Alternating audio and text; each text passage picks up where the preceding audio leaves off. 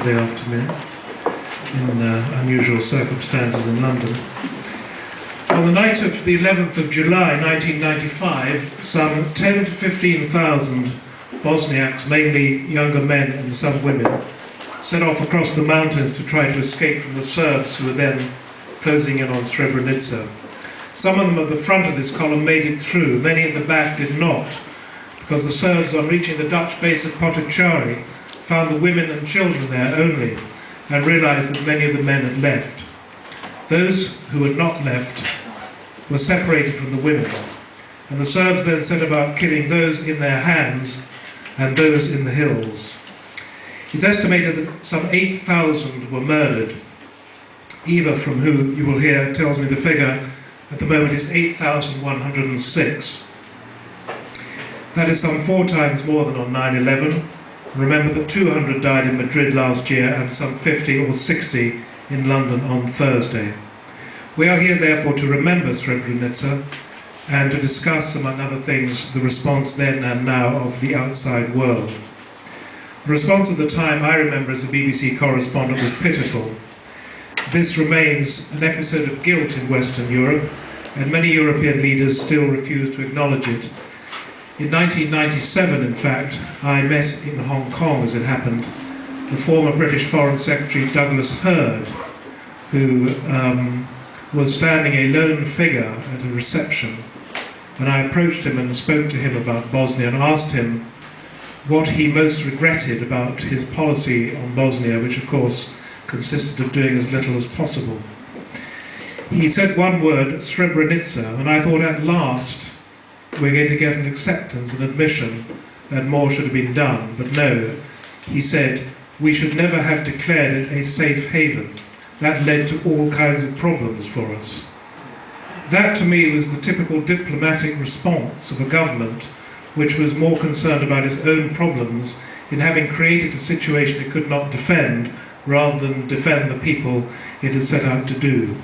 I don't think that attitude has changed tremendously. We have a very good panel here today. I'm going to introduce them one by one, but before I do so, I just want to mention some other events which are associated with this Refugee Week and Srebrenica. Now on Wednesday, at the Arts Club in Dover Street, on Wednesday the 13th, there's going to be an opera recital by Besa Berberi, who is from Kosovo. There are limited tickets, and there are 2 people in the audience, Susan Roberts and Naila Milic. Naila's in red at the back, and Susan is in green, I think, at the other side. They can give you tickets if you're interested. That's at the Arts Club in Dover Street on Wednesday. On Thursday at 6:30 here in the Salon des Arts, there are 2 films, Cry from the Grave and Never Again by Leslie Woodhead. On the 17th, on Sunday at 3 o'clock, Songs of Memory will be sung by a Peruvian artist, Sofia Buchuk, and the Bosnian folk choir, the London Sevda Choir.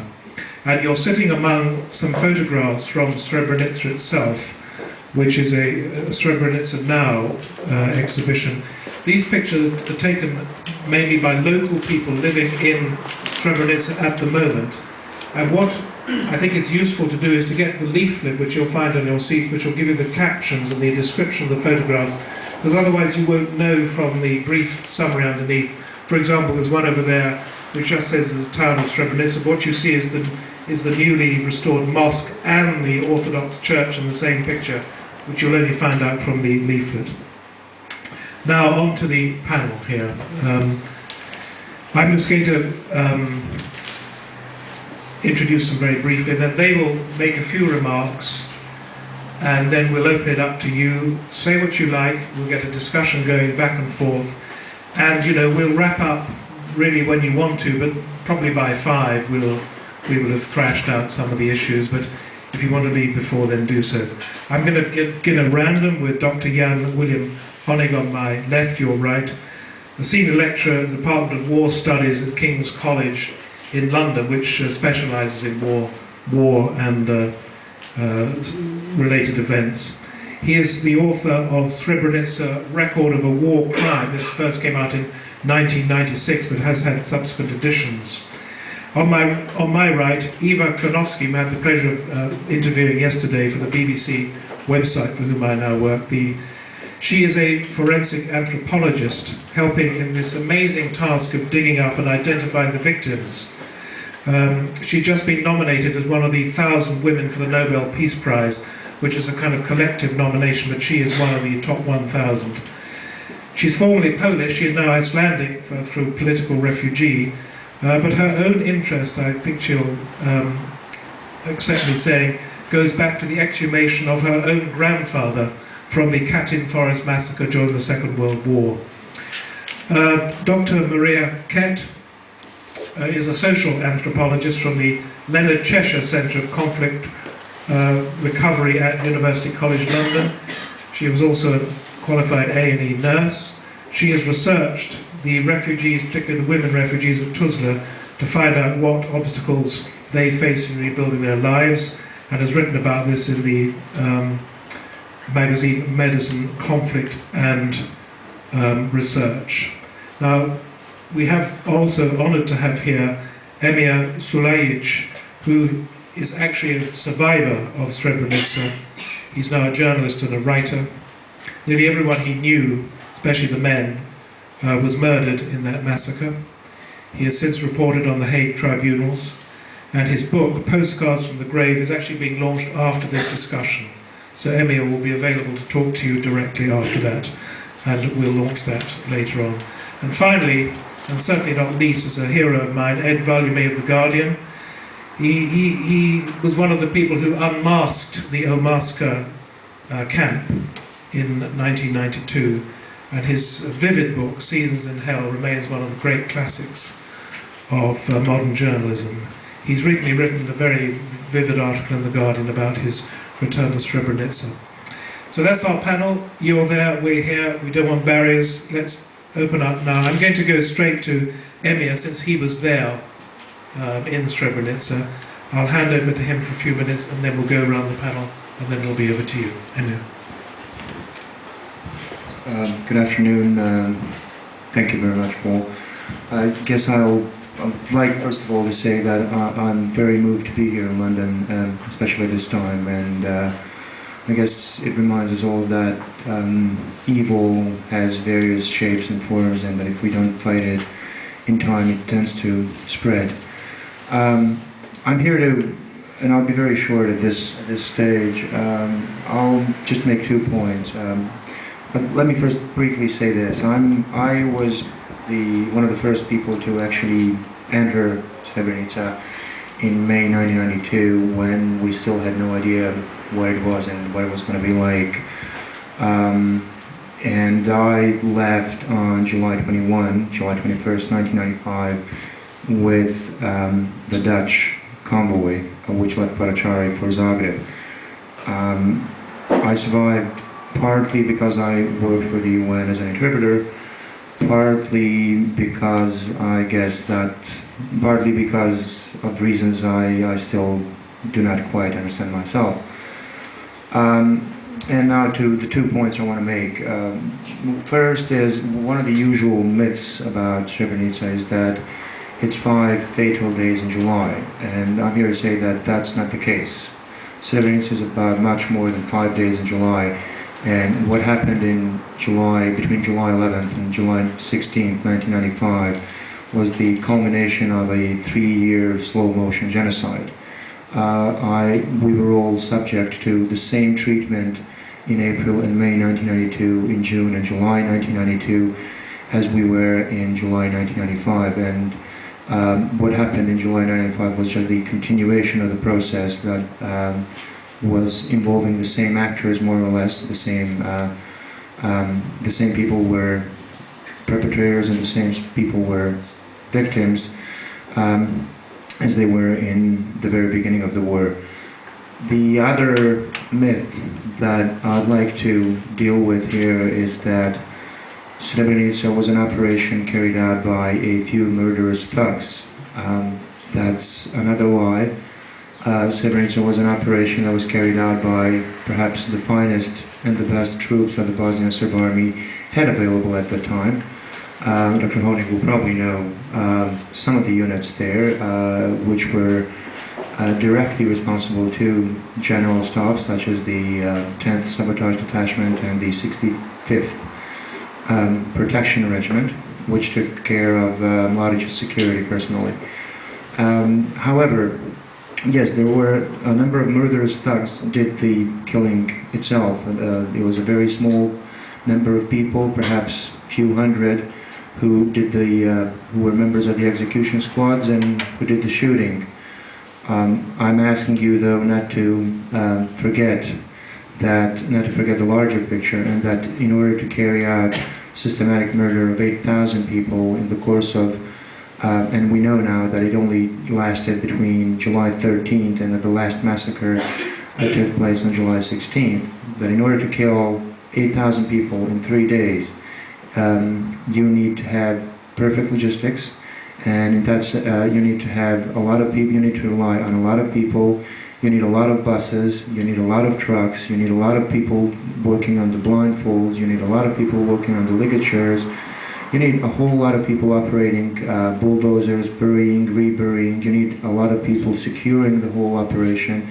And I guess the by far the best illustration of how collective this how numerous and the force is something that Jean-René Ruiz, the ICTY investigator who was chief of the investigation for Srebrenica, told me maybe just a few weeks ago. We met up in Belgrade, and I asked him at one point, during the 6 years of your investigation, in an area that's 20 by 40 kilometers, or even bigger, 40 by 60, something like that, how many people did come to you and how many people did come forward and reveal information that could be useful for the investigation, such as location of mass graves or something like that? And he said, just one. 6 years, just one person. And I guess that tells us something about how implicated almost everybody there is, and how much of a consensus was required to carry out such an operation. Most of it was happening in broad daylight. Most of it was happening in the middle of settlements where people lived and went by as shootings were going on and so on. So basically, those are the two things I wanted to say. We can talk about everything else later on. Please feel free to ask questions, and I'll do my best to provide any answers. Thank you. Right, I'm going to go through this chronologically. We've heard of someone who was there. I'm going to go to Ed next, because he is one of the journalists who was most active in Bosnia. Ed Vuillamy of The Guardian. Thank you, Paul. Thank you for coming. And thanks for your interest and commitment. When I was last in Srebrenica, it was as it will not be in 2 days' time. Empty, baleful, haunted. The ground feels accursed because beneath it bones are still buried or were buried and were dug up for reburial in the most extraordinary operation. It's very odd to drive those byroads now and to imagine that for several months they were full of trucks and bulldozers shredding and reburying skeletons, and to reflect Emir's point about the collectivity of the community's culpability for this massacre. No one said a word about this grotesque operation. I'm going to try and get to the subject of the debate. Well, it's not necessarily a debate, but at least the title of our meeting. But I'll do so in a quick but slightly roundabout way. I mean, there were a number of things that struck me 10 years on. One was the remarkable attempt to reassemble those skeletons one by one and give each a name. Eva will talk more about that in detail. It's one of the most extraordinary experiments in science and human rights, I think, of our time. The second was the phenomenon of the return of a few Bosniaks to that area, the return of the Bosniaks to their homes from which they were brutally evicted, their ravaged, burned houses all across the country is a remarkable thing, but nowhere is it quite as remarkable, complex, and emotionally charged as it is in and around Srebrenica. It is done sometimes out of defiance and determination. It is done sometimes out of wretched desperation. But those people are now living, in one case, in a family I found in Glogova, literally on the edge of the fields in which their relatives were buried, dug up for reburial elsewhere. It is a phenomenon. But the main thing that struck me, and this brings us to the theme, is the remarkable lack of reckoning for what happened among the bulk of the Serbian community. This brings me on to a complex point I want to try and make as simply as I can. Srebrenica is iconic. And think about that word. It's iconic because it represents so much else. Srebrenica is not an isolated event. Srebrenica is iconic of the brutality that Mladic, Karadzic and his followers, the bulk of the society, let's face it, were prepared to go to, the lengths of barbarity and barbarism that they were prepared to go. It's iconic of 3 years such brutality. If we see the day that I had the accursed honour to stumble into Omarska and Srebrenica as kind of bookends of the war, it's, you know, extraordinary to think that for 3 years little Srebrenicas and not so little Srebrenicas were happening all over the country. Villages full of women and children, while their menfolk were on the front line, were being shelled into the dust of their own stone. The siege of Sarajevo was a long and extended torture. Deportees were being herded over the hills at gunpoint across the front lines, belched out into the territory under control of the government. I had the, I say again, accursed honour of accompanying one such convoy over Mount Vlasic into Travnik. Srebrenica is iconic of 3 years' brutality. It is also iconic of 3 years of international complicity in that barbarism. The story of Srebrenica, in terms of the international community, is the story of meetings between General Bernard Janvier and General Mladic at Zvornik. It is the story of he and Akashi refusing to authorize airstrikes, which may or may not, but might have at least stand a chance of preventing the taking over of the town and the massacre.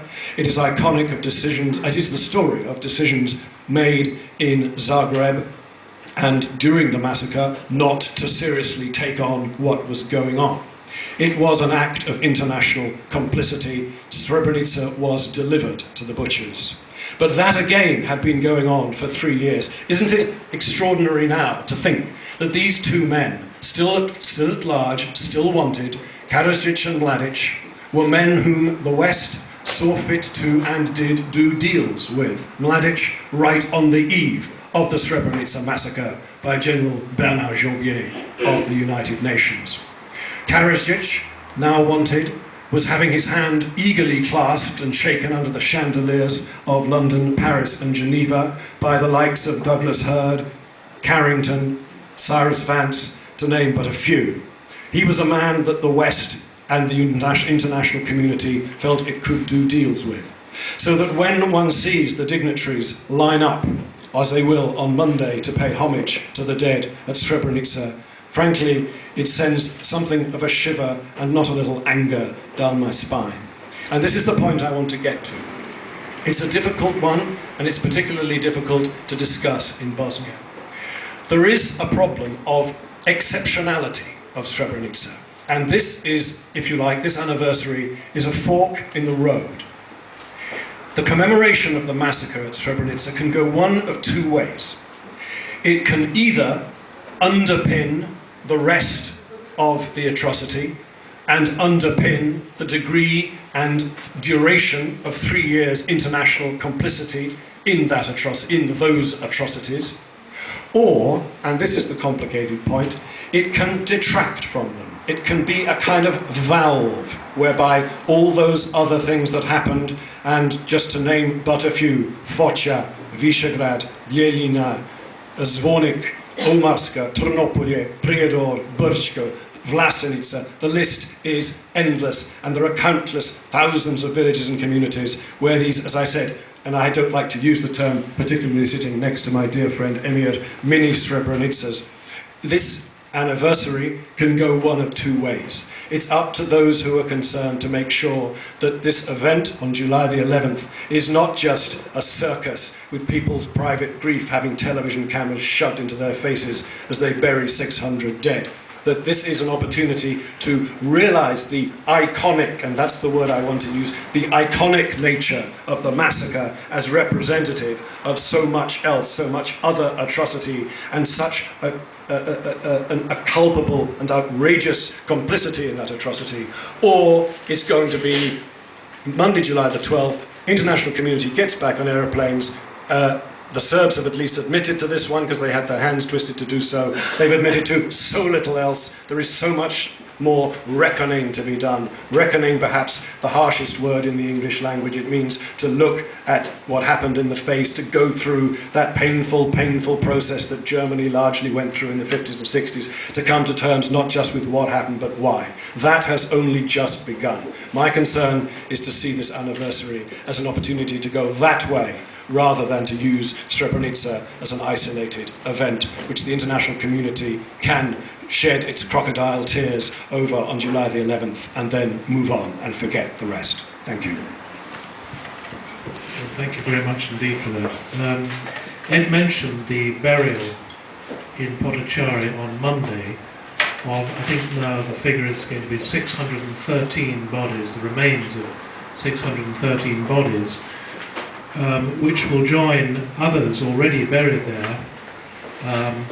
Now, one of the people who's been responsible, most responsible, for this amazing task, as Ed said, one of these great experiments in science and human rights, which is now actually going to be extended, I think, into many, many more disasters in this world as they go along, as already we've seen this in the tsunami, is this idea that you can identify victims. They do not have to be all buried in mass graves.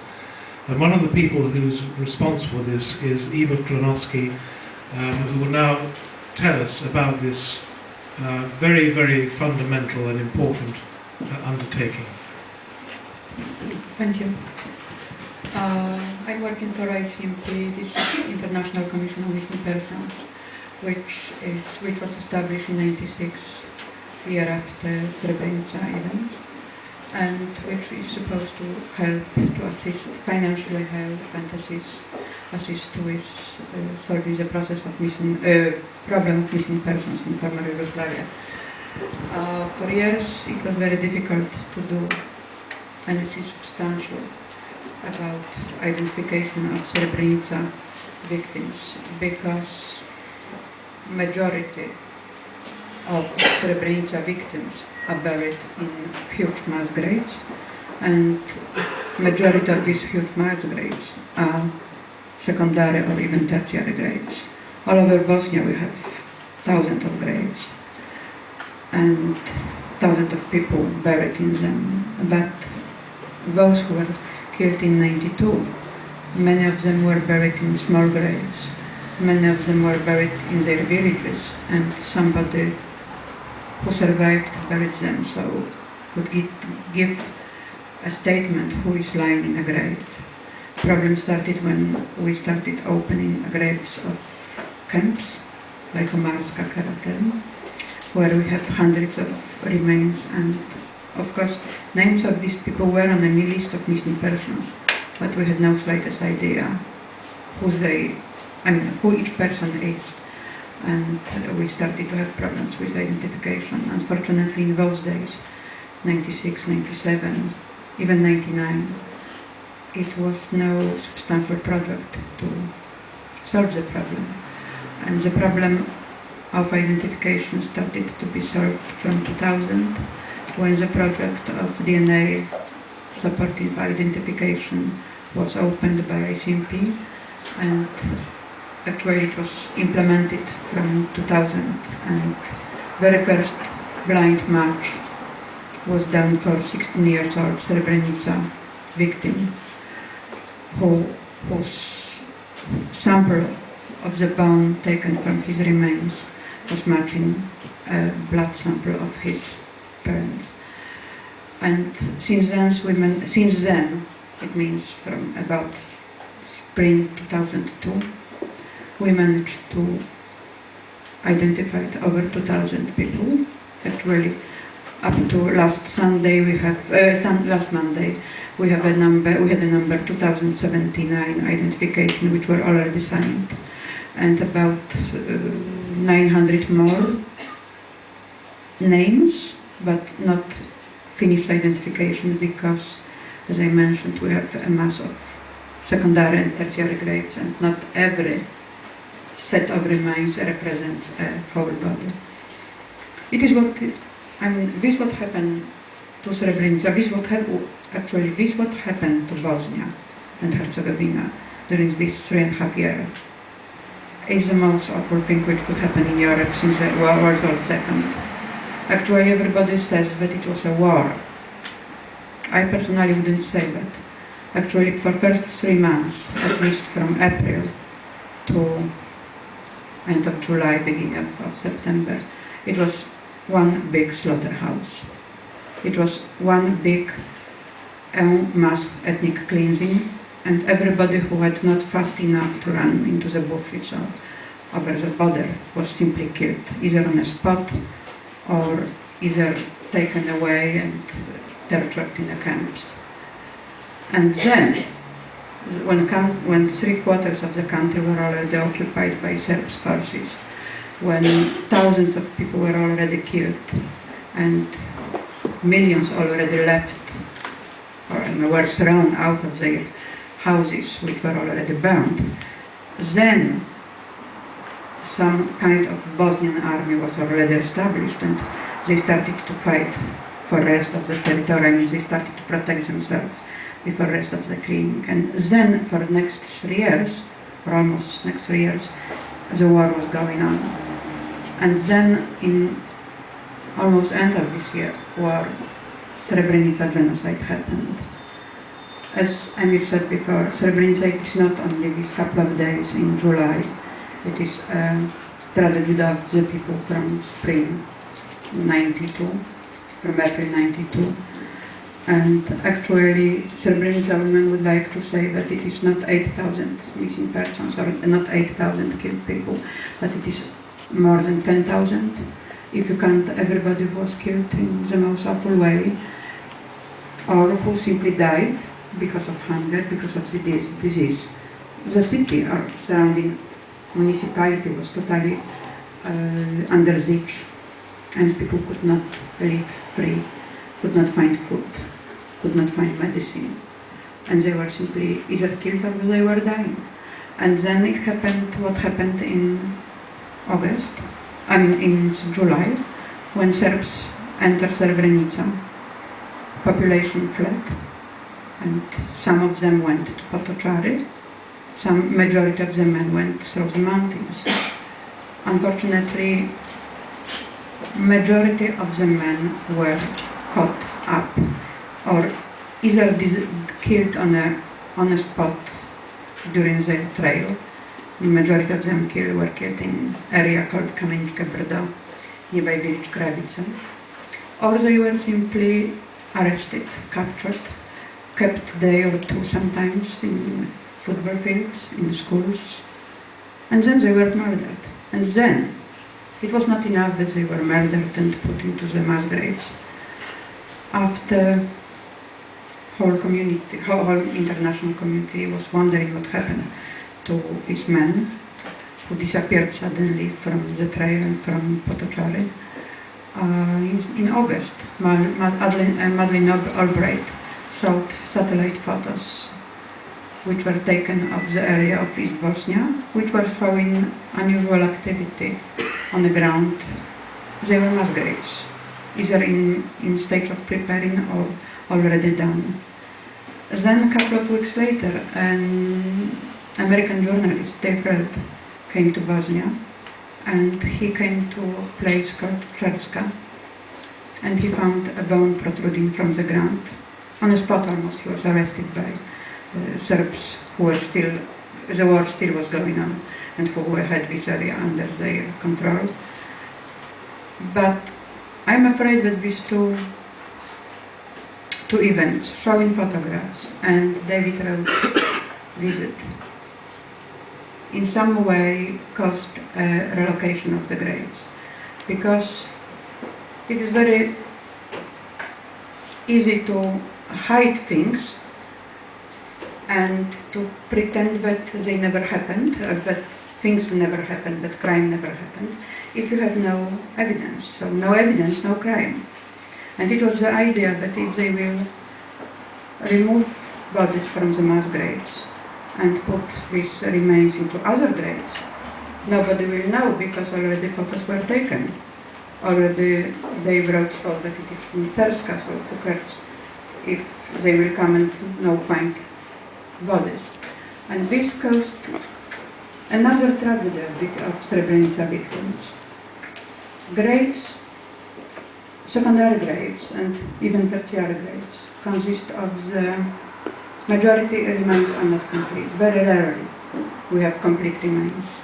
Majority of the remains we are digging up, they are half of the body, 1/3 of the body, sometimes a couple of bones, because if it is tertiary grave, and it was well, I made a little bit later, the remains already decomposed, and it was simply a bunch of bone moved from one grave to another one. And they thought that, first of all, the graves will be never found. When tribunals started to look for graves and opening graves in 1996, still I think that Serbs were thinking that these bodies will be never identified. So it was another opportunity for them to be happy. And actually, these bodies were not identified for more than 5 years. And luckily we have asylums, we have some governments who gave donations, and the project of DNA support in identification got started. At the moment, as I said, almost 3,000 people are identified by name, 2,097 identification signed. It will be altogether over 2,000 bodies buried in Potocari on Monday, because already 1,443 are buried, and it will be 613. But kind of neglecting way of international community, which allowed relocation, which allowed that war in Bosnia was going on and murdering of people was going on. That it was good to pretend that we talk, we have meetings, we are trying to divide fighting parties, that international community wanted to be very impartial, what is not possible, nobody is impartial. You cannot put blame on this, what happened, exact blame on each party. This happened also in end of the war and after the war, by letting Serbs to remove bodies. And then it is still, this attitude, it is still here. A couple of days ago, huge posters were set up in Belgrade and in Serbia. These posters are showing photos of one of the best Bosnian photographer, Tarik Samara. This kind of action called Da vidiš, da pametiš, da sjećaš, what means you see, you remember, you don't forget. And on these posters are photographs either of Srebrenica people, I mean women, or images from graves. On one poster is actually even my hand holding a hand of the dead person. All these posters were violated. All these posters were teared into pieces, or ink put on them, or graffiti. And this graffiti says, Ratka Mladic, or Bici repriza, what means it will be a repetition. Thank you. Thank you very much, Eva. The name of Potocari was mentioned there. And before we go on, there are some folk at the back. There is some room here if you want to come in. We'll pause if you want to get in, because it's a bit far away at the back there. And there's a bit more here if people want to move forward. You can come up the side here if you like. Or they can sit here. They like. Or sit in the front row here on the floor.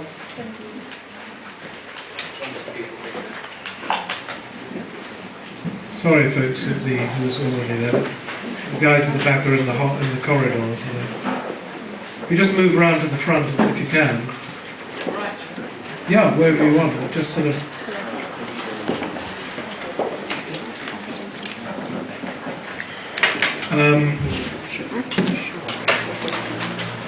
Okay. Well, as I said, the name of Pottichari has been mentioned a number of times. That is where some further 600 bodies will be buried on Monday, and you will no doubt see solemn television coverage of that. Of course, in July 2005, it was a very different place. We're very pleased to have with us here Dr. Jan Honig, who, as I said, is at the King's College London, wrote a book about Srebrenica. Jan can talk about what really happened there and whether we really know the full truth of that. And obviously, he can talk also about why this was allowed to happen. Jan. Thanks. Let me briefly try to make 2 points, and then during the discussion we can develop things and maybe start a bit of a debate. When Norbert Bott and I wrote the book in 1996, which was within the year of it happened, we basically tried to address 2 questions. First of all, the straightforward one of what actually happened, and secondly, which already had appeared as an issue, the degree of responsibility, the degree of involvement. Ed has used the word complicity. That is quite strong, but the degree of responsibility of the international community. Regarding the first question, what actually happened, that would also lead us to make some kind of judgment as to why it happened, which is ultimately the question people want to have answered. What was the outstanding feature about the Srebrenica massacre, and Emir has already suggested it as well, is the degree of preparation, planning and organisation. It was an operation which was carefully prepared for, which was very carefully executed. To murder 7,000–8,000 men within the space of a number of days is actually quite difficult. It is quite difficult. It requires quite a lot of organisation and preparation and planning. So one of the things we tried to bring out in the book, or which we concluded quite quickly on the basis of the evidence that had already emerged, was the amazing degree of almost professionality of the Bosnian Serb army in committing mass murder. That came to us as quite a shock. That raised a question as to why they did it. The why, and Emir raised this already, and Ed suggested it as well, is that it has to be seen within the context of the Bosnian War. Although Srebrenica is exceptional in the sense that it is an act of genocide, an act of mass murder, that it is an event that is concentrated in a few days in a particular locality, it is in many ways emblematic of the Bosnian War as a whole. What the Bosnian Serbs tried to achieve was, as the political military planning actually writes, we have the documents now. It says it was about liberating the Drina Valley region. Liberate. Liberate meaning, in Bosnian Serb speak, that you move out those kinds of people that don't fit in with your kind of state, the sort of state you want to create. How do you do that process? Well, throughout the Bosnian War, what Bosnian Serbs did was use demonstrative violence and engaged in a process often of social decapitation. You round up the people who are at the top of society, clerics, local councillors, police people, you persecute those, you kill them. At the same time, you, seemingly at random, also go after normal people. The result of that will be that the population will flee from the area you're targeting. What they did in Srebrenica, however, went further, that actually the elite from Srebrenica made it out. That the people who played a leading role in the Bosnian Muslim community in Srebrenica escaped relatively unhurt. They were the best fed, the best armed, they were in the advance guard, they broke through. But what the Bosnian Serbs managed to do was capture the vast mass of the Bosnian Muslim male population that followed in this column. And what they then decided was, if you kill these males and a large substantial number of boys as well, you make it absolutely certain that the Drina Valley region will be liberated. The surviving population will find it impossible to return to the area. Remember also that in Srebrenica, it wasn't simply people from Srebrenica itself. The people who had fled there were from all over the Drina Valley region. So by killing a large chunk of the male population, you effectively prevent the repatriation of Bosnian Muslims to the whole of eastern Bosnia. So in that sense, it is a clearly strategically, politically calculated maneuver.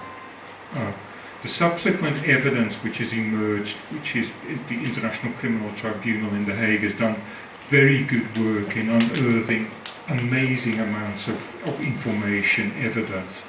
All the people who played a key role in the massacre are now in The Hague, with the exception of the two top guys, Dr Mladic in particular and Radovan Karadzic as well. All the rest is there now. The people who are going on trial now will be the key people in the massacre, the special police, the special forces who actually organised and perpetrated the massacre. One thing that stands out, and I take a bit of issue with the earlier speakers, is that the number of people actually involved in the massacre is quite limited. Mass murder, for most people, is a very difficult thing to get involved in, to do. To actually pull the trigger, to take the responsibility for it, in the sense that is a good thing, is actually quite difficult. Although it has to be said that you also require, and that's been quite successful in Eastern Bosnia, a vast mass of population which remains silent, which tacitly supports the operation. But it was actually perpetrated, and I emphasize that, by a relatively small number of people. That brings me to the international community. That suggests that it is a small number of people, well organised, with clear lines of command. That means that you actually have an opportunity, if as an international community you want to do something about this, to do something about it. If you're talking about an ethnic conflict in Bosnia where everybody hates everybody else, and given an opportunity every neighbour will try and kill his neighbours, you've got a military situation, a political situation which is impossible to resolve. You need to put an armed soldier next to every individual in Bosnia. If, however, it is the case that these sorts of acts are carefully orchestrated, committed by limited numbers of people, you do have an opportunity to intervene. Now, the big problem with the international community is twofold during the Bosnian War. First of all, the conflict was not properly understood. It was for far too long understood as an ethnic conflict where everybody hated everybody else. It wasn't recognized as a conflict where a relatively small number of people, criminals, were doing terrible things. A small number of easily identifiable criminals as well. That fed into a second key point, that the international community found it very difficult to go to war, to use force, to put itself and its soldiers at risk. Those two things prevented a clear commitment to Bosnia and prevented a clear commitment to the creation of the safe areas in 1993. That fed through, and I won't go into details, I'll keep it brief now, is ultimately in 1995 the Dutch soldiers on whose shoulders much blame has been put, and I think that isn't quite justified, but the Dutch soldiers at the front line realised that all the way up the hierarchy, up to their own government, up to Western governments, up to the international community, up to the United Nations, the collective of countries in the world, there was no willingness to get involved in war in Bosnia. That meant that they took a fairly passive stand on the front line. Combined with the fact that these soldiers and many of their superiors still by 1995 had not understood the nature of the conflict, made it fairly straightforward and easy for the Bosnian Serbs to take control over the situation, deport and massacre 7,000-8,000 men and boys. Jan, thank you very much.